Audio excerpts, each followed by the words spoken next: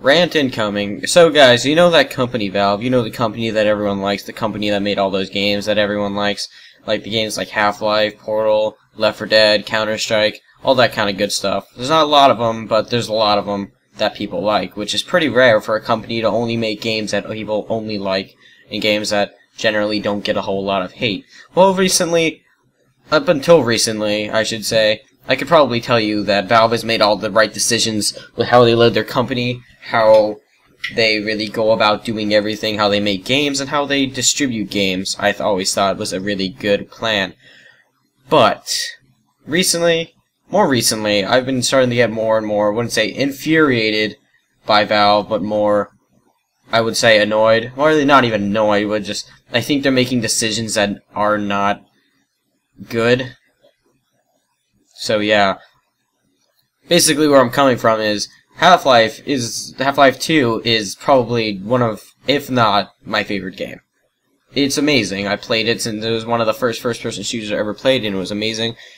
I even remember getting the orange box and finally being able to play Episode 1 and 2, because Episode 1 and 2 had been out for years prior to me actually playing it, because I didn't have a PC able to play it, and then when the orange box came out, that was like the best day ever. So yeah. And then a bunch of other games came out, like Left 4 Dead, which was very popular. A game that I was super excited for when I first saw the trailer for it. It was amazing. I really wanted to get it, and it was fun. And then Left 4 Dead 2 came out, and that was kind of fun. It was okay. And then there's other games that I never really got into, like Counter-Strike. Never got into that game. A lot of people like it, but I was never a PC gamer up until recently, about a year or two ago, when I actually got a PC that could play it. So yeah.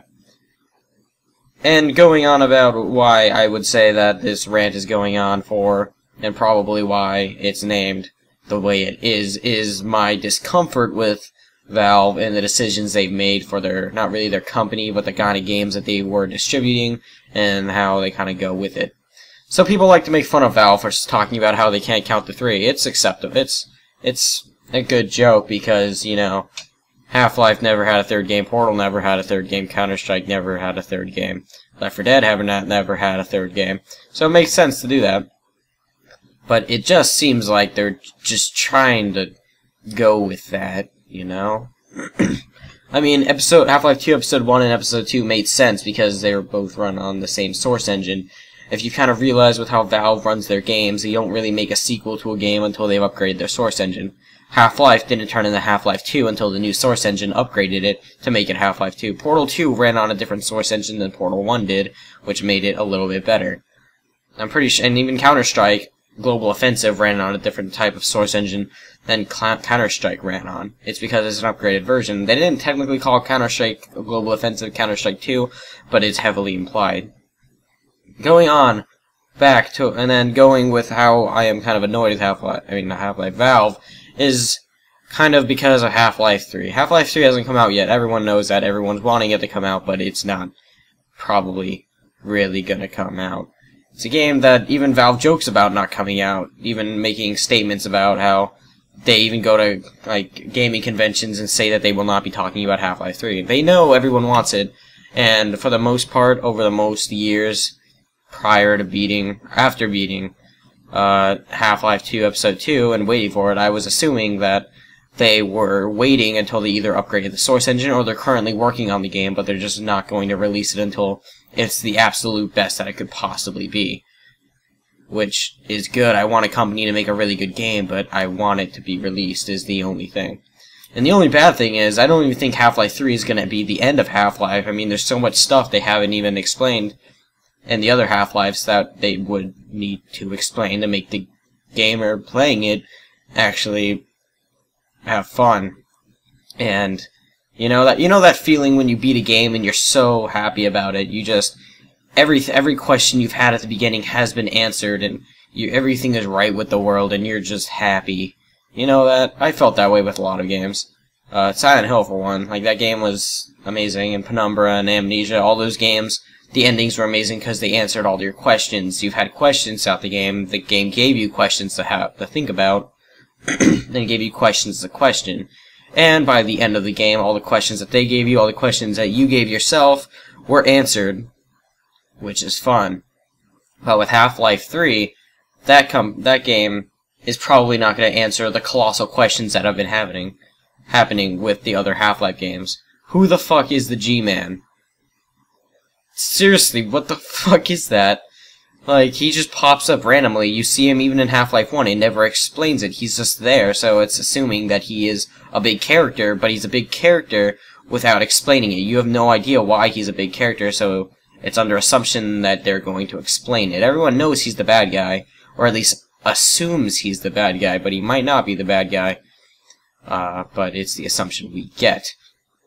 Another thing, G-Man refers to the benefactors, his benefactors, the people he's working for, and usually anytime Gordon actually runs into trouble, it's exactly what he wants. So we're assuming that everything I keep wanting to say Morgan, everything Gordon does is right on target with what G-Man and his benefactors want. Who the fuck are the benefactors and what do they want? These are things that are assumedly the main point of the game. I mean, yes, there are the Combine in the first game. It was the Vortigons and the aliens in general, but then in Half-Life 2 they changed the Vortigons into the more of the protagonists along with Gordon, and then the Combine into the new antagonists. So it's changing, you know, how it's running with the game, and I just feel like it's going to be going with kind of what Gears of War did and a lot of other new games did. Same thing with Borderlands. They're changing the plot devices in the game to make it last longer, it almost seems like. Although I don't think this is the thing that's happening with Half-Life, I do feel it's happening a little bit. Like Half-Life 2 Episode 1 just felt like a filler. Not much story was in it. It was a story-driven game, obviously, but there wasn't a whole lot of story into it. It was very short, and it didn't feel like...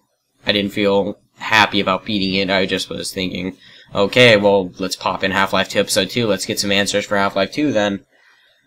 I don't believe you have to be a fan to play... I believe you have to play every game to be a fan. I never personally have beaten Half-Life 1. I played it a little bit, but I honestly can tell you that you don't need to beat Half-Life 1 in order to play Half-Life 2. You don't. There are some plot devices in Half-Life 1, but not a whole lot. Half-Life 1 wasn't very story-driven. It was mainly a shoot-'em-up. Kinda not really shoot-'em-up, but it was more of a shooter. Going with why I was mad, I kind of went on a rant about Half-Life, because this is very heavily driven with Half-Life and all of that.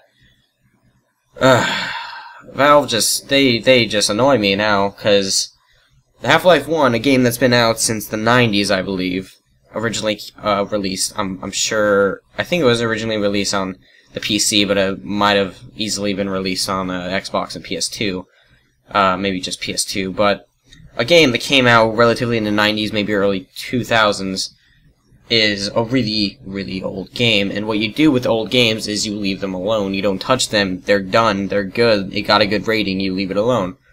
And however many years later, probably about 20-something years later, they just decided to mess it up. Definitely not 20 years later, but they just decided to mess it up.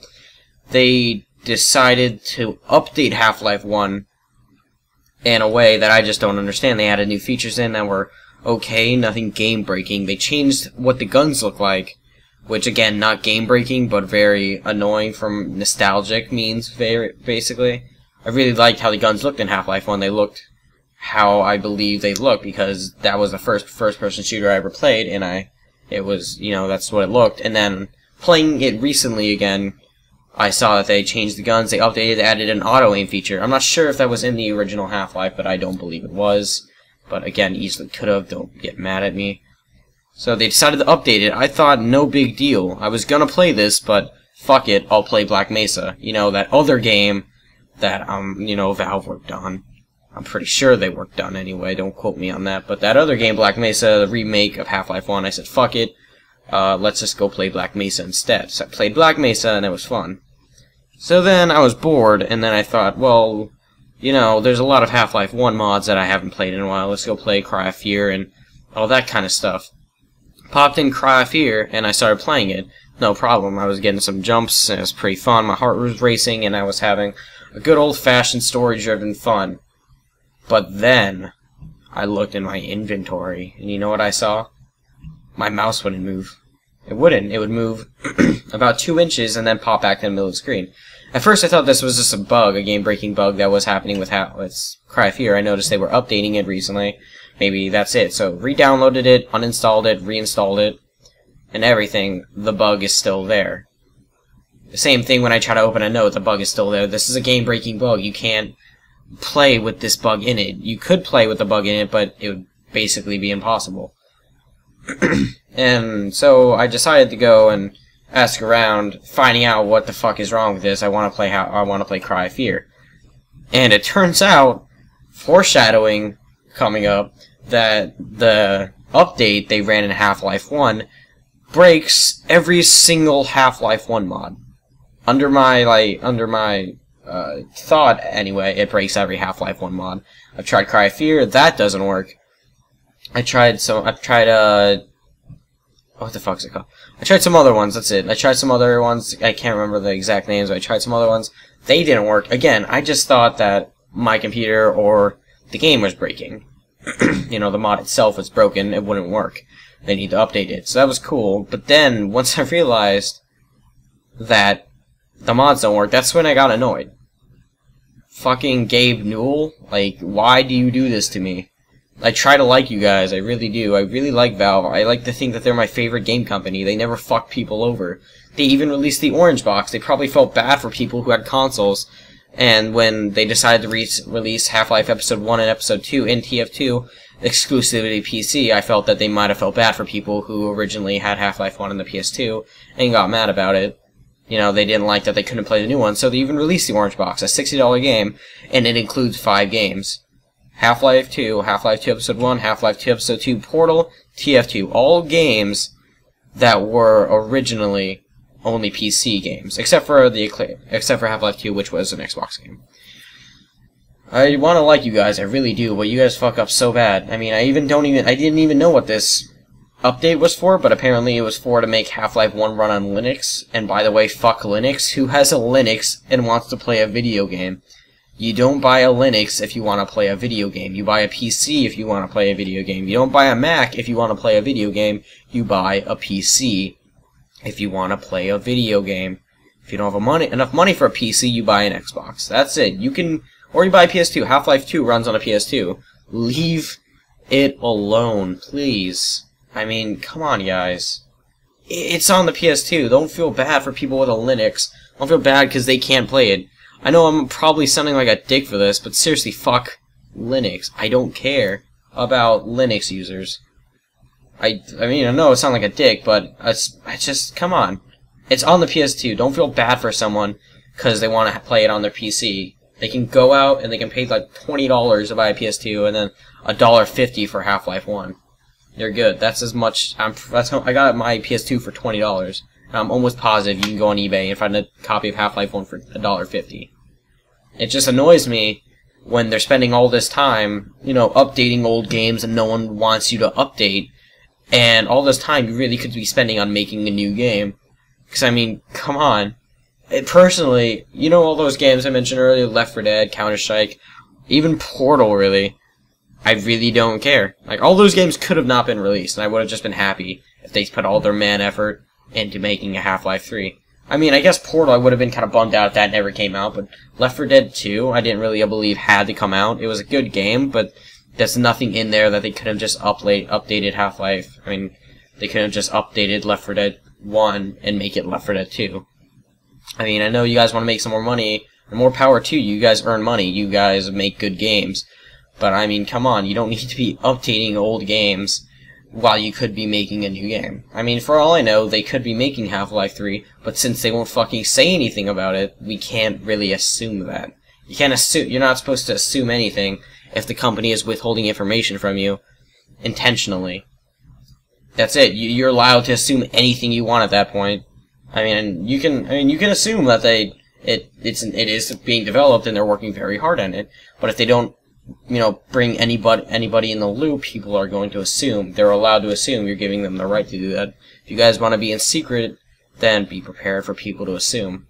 I don't really think Half-Life 3 is in development. I would like to believe it is in development, but there can't be a game in development for this long and have nobody know about it. That's just not a thing. Really, Half-Life 3 might come out, But at this point, I really don't care if it comes out, because on my previous note, it probably won't be the last Half-Life. I don't want to wait another few years and buy Half-Life 3 for $60 and then play it and be happy, but the game isn't over. Like, I doubt that all my questions will be answered. I don't believe they will be. And then I'll have to wait another, God knows, 5 to 10 years for Half-Life 4 to come out, and no one's holding their breath on that. So, in conclusion, Valve, leave old games alone. Make new games. Make a Half-Life 3. Even make a Portal 3. I don't know how you could do it, but I guess you guys could probably figure it out. Make a new game. Don't worry about old games. Come on. Come on. Gabe Newell. You can do it.